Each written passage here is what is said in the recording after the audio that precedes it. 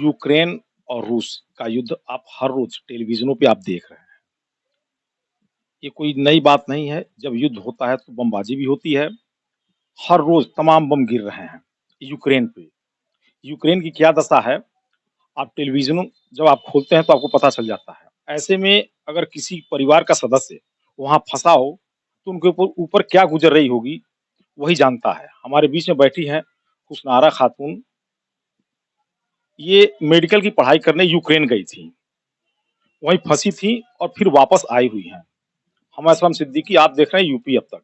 इनसे हम कुछ बात करेंगे, उस बमबाजी के दौर में जब युद्ध हो रहा था, तो क्या इन्हें लगा कि ये वापस अपने घर आ सकती हैं? नहीं शुरुआत में तो नहीं लगा था कि जा पाएँगे क्योंकि फ्लाइट्स भी कैंसल हो गई थी। फिर मतलब जब एम्बेसी ने ये गाइडलाइन जारी किया फिर लगा कि शायद इवैक्यूएट कर दें ये लोग। उस दौर में जब बम गिर रहे थे, तो कैसे वो दिन गुज़रे आपके? वो तो अच्छे नहीं थे, हम लोग काफ़ी डरे हुए थे क्योंकि पैनिक तो होता ही है। ऊपर से अभी घर नहीं थे तो फिर ज़्यादा डर लग रहा था। मतलब दूसरे देश में हैं, कैसे जाएँगे, कैसे क्या होगा? आपको लग रहा था कि आप वापस आ सकती हैं अपने घर? शुरुआत में तो नहीं लगा था बट जैसे-जैसे मतलब इवैक्यूएशन का प्रोसेस होने लगा तो फिर ऐसे मतलब एक होने लगा उम्मीद सा कि हाँ, जा पाएँगे। हमारे दर्शकों को थोड़ा बताइए कि वो दिन कैसे गुज़रा आपका? किस तरह सुबह होती थी, किस तरह रात होती थी? रात का तो ऐसा सीन था कि मतलब शाम होते ही पूरे स्ट्रीट की लाइट ऑफ कर दी जाती थी। उन लोगों ने गाइडलाइन जारी किया था कि मतलब कि किसी भी जैसे कि किसी भी फ्लैट का या फिर किसी भी हॉस्टल का लाइट्स ऑन नहीं होना चाहिए, क्योंकि अगर लाइट्स ऑन होंगी तो फिर वो ज़्यादा दिखेगा तो फिर वहाँ अटैक होने के चांसेस ज़्यादा होंगे। तो और सुबह जैसे कि शाम 8 बजे से सुबह 8 बजे तक कर्फ्यू लगा होता था। फिर सुबह में जो भी काम अपना करना होता था, सामान लाना होता था, तो फिर ला सकते थे आप। बट ज़्यादा निकलना नहीं होता था क्योंकि डर रहता था इसलिए। कै साल की आप पढ़ाई थी और कितने वर्ष हो चुके थे आपके? पूरा कोर्स जो है वो 6 इयर्स का है और मैं अभी 4th ईयर में हूँ। अब क्या होगा आपकी पढ़ाई का? वो तो अभी अब जब मामला शांत होगा तभी पता चलेगा कि मतलब आगे वहाँ करना है, कंटिन्यू कर पाएँगे कि नहीं।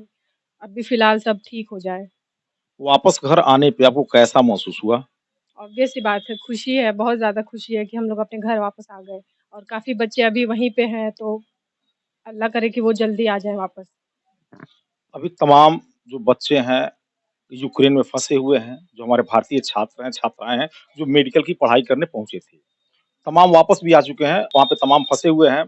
इनके पिता निजामुद्दीन अंसारी जी हैं, उनसे भी हम बात करेंगे कि जब उन्हें उन्हें जानकारी मिली कि यूक्रेन में बमबाजी हो रही है, क्या उनके ऊपर बीता होगा उस समय, जब तक बच्ची वापस घर नहीं आई। बहुत-बहुत आपका स्वागत है। कैसा लग रहा था जब आपको लगा कि वहाँ बमबाजी हो रही है, चूँकि आपकी बच्ची वहाँ फँसी हुई थी? तो बहुत बुरा लग रहा था और हम लोग सदमे में थे, पूरा परिवार सदमे में था और उस बीच में हम लोग 2-2 घंटे पर बात करते थे कि बच्ची कैसी है? हर समय वक़्त हम लोगों का यही टेंशन लगा रहता था कि बच्ची कैसे आएगी? लेकिन खुदा का शुक्र था कि बच्ची सही सलामत घर चली आई। जब बच्ची वापस घर आई है, तो क्या माहौल है आपके परिवार में? अभी तो खुशी का माहौल है, बच्ची बहरहाल घर पर है, आराम से है, सकुशल चली आई हैं घर पर, तो खुशी का माहौल तो है, सब लोग बेफ़िक्र रह रहे हैं और खुशी का दिन है और बाकी बच्चों के लिए दुआ की जा रही है कि वो भी बच्चे सही सलामत अपने स्वदेश लौट आएँ। हुस्नारा जो यूक्रेन में फँसी थी, वापस अपने घर आ तो गई, लेकिन चिंता इसे भी है कि जो बच्चे फँसे हैं, वो कैसे वापस घर आएँ। ये दुआ कर रही है खुदा से कि वो भी सकुशल अपने घर वापस आ जाएँ। आप देखते रहिए यूपी अब तक। यूट्यूब पर देख रहे हैं तो चैनल को सब्सक्राइब करिए और फेसबुक पर देख रहे हैं तो पेज को लाइक करिए और शेयर करिए।